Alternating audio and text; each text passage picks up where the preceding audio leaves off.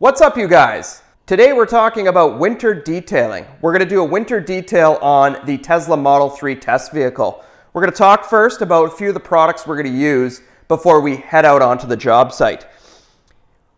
Since I'm a mobile detailer, I have to bring everything with me. So one of the things I bring for every job is the Worx Hydroshot pressure washer. This is a cordless pressure washer that gives you about 200 to 400 psi of wash pressure using either your own water that you bring with you in a bucket, or it can connect to your standard garden hose adapter.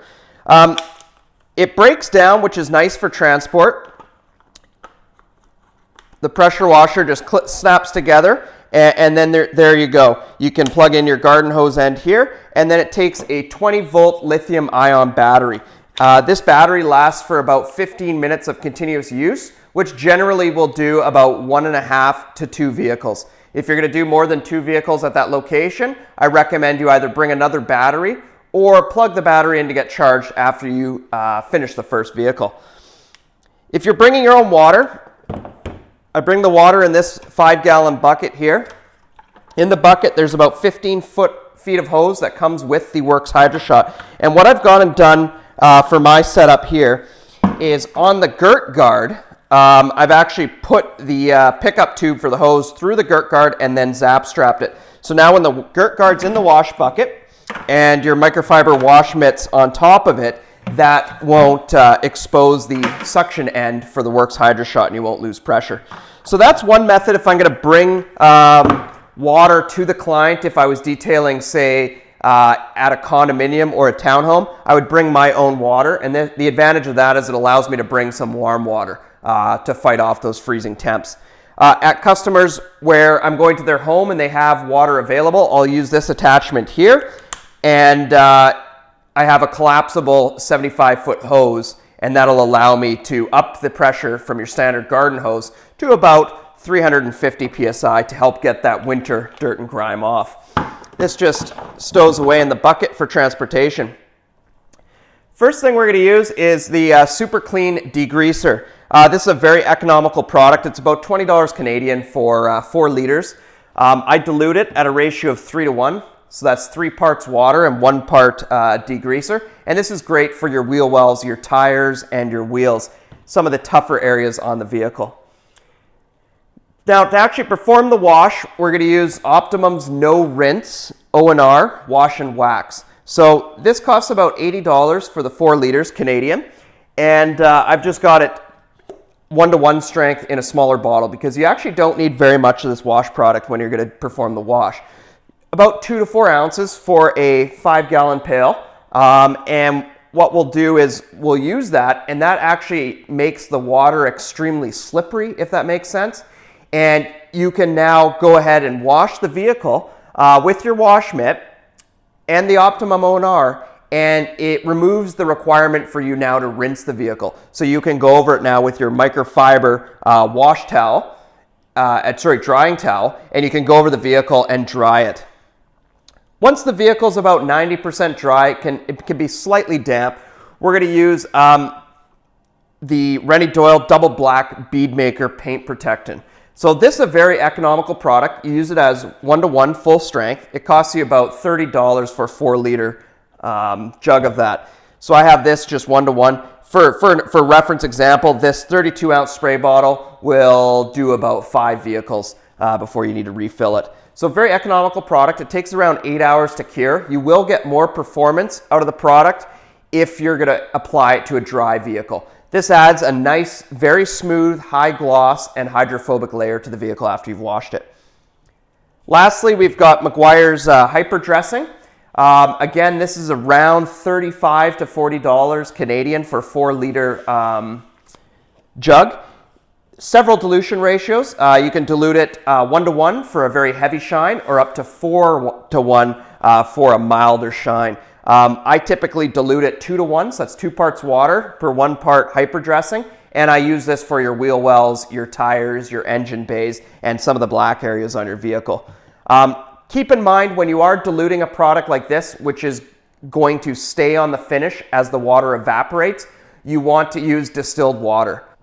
Couple microfiber towels. We got a 350 GSM towel. This is what we're going to use for drying the vehicle after we've washed it with the ONR.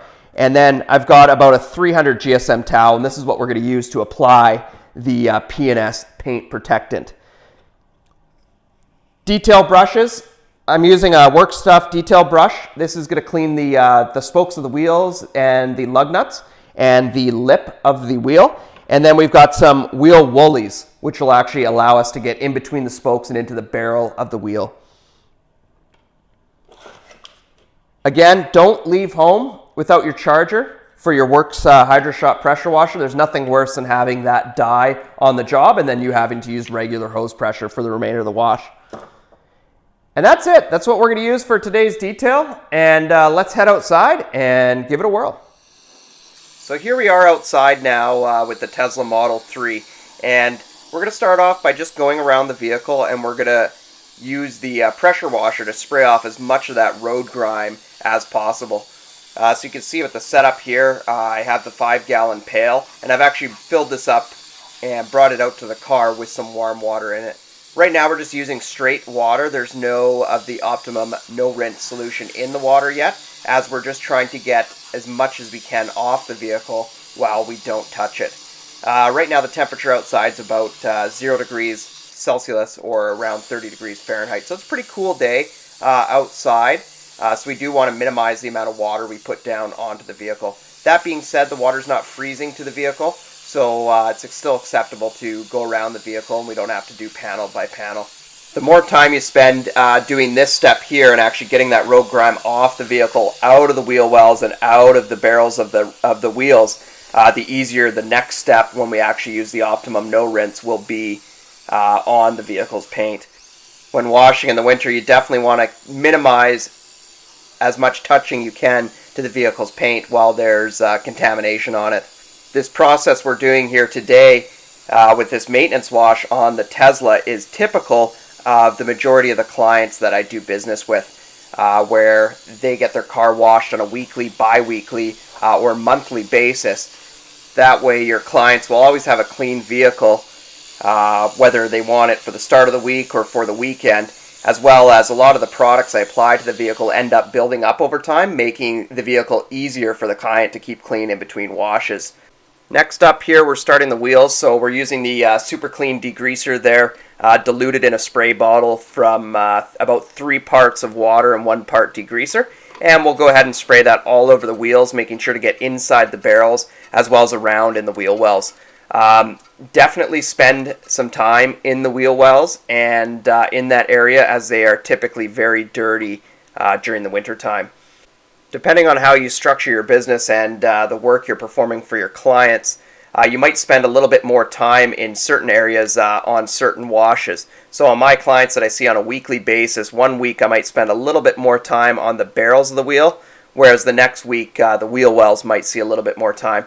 Then after a period of several weeks, 5 or 6 weeks, each area of the vehicle has had a more in-depth, more attention to it clean for that part of the vehicle. Remember, when using these products like the Super Clean degreaser or any iron remover or products that could leave a residue on the wheel and actually start eroding some of the paint or finishes on the wheel, you want to make sure you really rinse the product off and make sure that there's nothing left in between the lug nuts or in the barrels of the wheel or on the brake caliper itself. So remember, up until now, during this wash here, we've only been using water in that 5-gallon pail that the Worx Hydroshot is running off of. It's very important not to add the ONR solution so that we're not actually rinsing the wheels with ONR solution. I don't know if there's any necessarily downsides to this, but you would be wasting product when there's no point. So I typically go around the vehicle and clean off all that road grime and dirt, anything that's going to come off very easily without touching it. Then go ahead and clean the wheel wells, the tires, the barrels of the wheel, and the wheel faces, all with just water in your 5-gallon pail. If it's your first time attacking the wheels on your customer's vehicle and they're really dirty, you might have to consider actually rolling the car forward or backwards so that you can get the wheel barrels that's hidden behind the brake calipers. Another thing I'd recommend if it's a new client that you're taking on is for the first initial detail to reset the vehicle is you actually do a full wheel off detail of the wheels, and that'll give you the time to clean up those wheel barrels as well as give them some coating to make your job a lot easier while you maintain the vehicle. So now that the initial cleaning's done on the vehicle, we've pressure washed all the dirt and grime off the exterior of the vehicle, and the wheels, tires, and wheel wells are cleaned. We're now going to refill the bucket with about 5 gallons of warm water, and we're going to add some ONR solution. Again, about 4 ounces for a 5-gallon bucket of wash. And what we've also done here is we've gotten a second 5-gallon pail with about 3 gallons of fresh water in, and that's so we can rinse our wash mitt off after each panel that we clean with the ONR solution. So we essentially just go around the car panel by panel. I'd prefer to start from top to bottom, and after each panel we clean, we're going to wash off that wash mitt into the just straight water wash bucket, and then get some more ONR solution and then put it on the panel.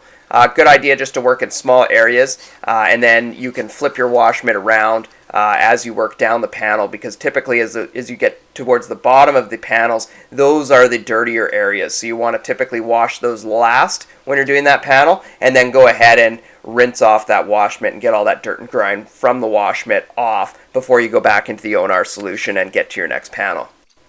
This will allow the wash mitt to always stay as clean as possible before getting to the next panel, and that will help minimize any scratching or marring that you could do to the vehicle from contamination. Some of the science behind how the Optimum No Rinse solution works is it encapsulates the dirt particles while you're washing it, and then washes it right off the vehicle, so that now your car is perfectly clean. So when you come back and actually dry the solution off the vehicle, that there's no dirt left on the vehicle that could be scratching it. So here we are, we just go around the vehicle for the panels that we've cleaned, and we give it a good dry. And again, we want to try to target to get it about 90 to 95% dry before we go to the next step and actually put a coating on the vehicle. The nice thing is, as you see this particular vehicle more and more, that coating will actually build up over time and make the vehicle easier to clean and retain less dirt actually sticking to the surface. So the customer gets a better looking car in between washes, and it makes your job of washing the vehicle easier as well. This is something to really keep in mind for when you're deciding how to structure your business and what services you're going to offer to your customers, is how it's going to influence you on a business point as far as cost and time of maintaining these vehicles to a very high standard.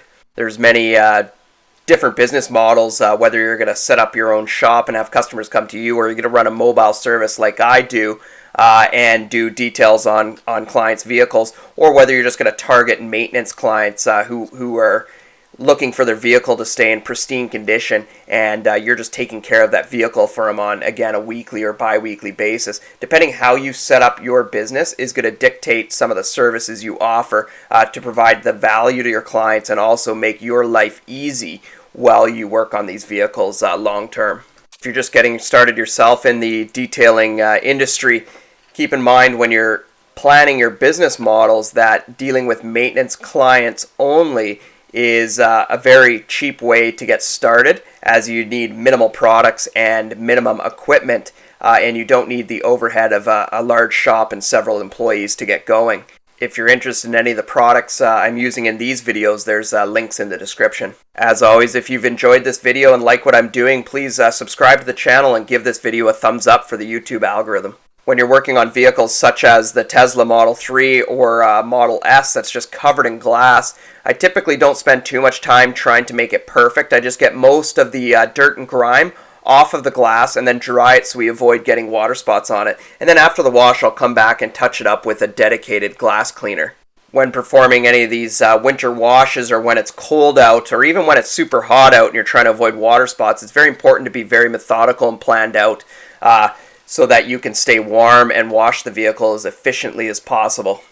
Now that we've finished the wash on the exterior using the ONR wash method there, we're going to go around the vehicle and apply the PNS bead maker on each panel of the vehicle. And again, this is something that you're going to have to decide when you're providing a service to your client, if you're going to actually provide them any paint protection coating, or if you're just going to wash the vehicle for you. I highly recommend that you do provide some level of coating to the vehicle, and this is going to give the car a nice high gloss shine, as well as add quite a bit of hydrophobic property, and that'll keep the vehicle looking better in between washes, and it's also going to come back and make your job easier when you do your next maintenance wash on this vehicle. So that wraps up the process of using Optimums ONR No Rinse Wash and Wax to clean your vehicle in the winter. Comes in very handy anytime you need to minimize the use of water, whether you're washing in an underground parking garage or outside today where it's just below freezing temperatures, where we don't want to put a lot of water down onto your client's driveway.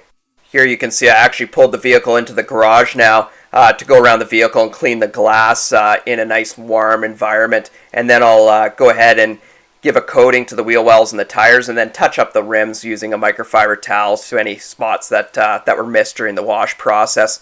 That's it for this video, guys, for this week. I really hope that helps you gain some insight on some of the services I offer my clients on a maintenance program and how I wash their vehicles in the wintertime. Remember to please give this video a thumbs up and like, and subscribe to my channel if you want to see more videos on detailing and the business aspects of detailing, helping you guys build your detailing business with maintenance clients. Until the next video, guys, see ya.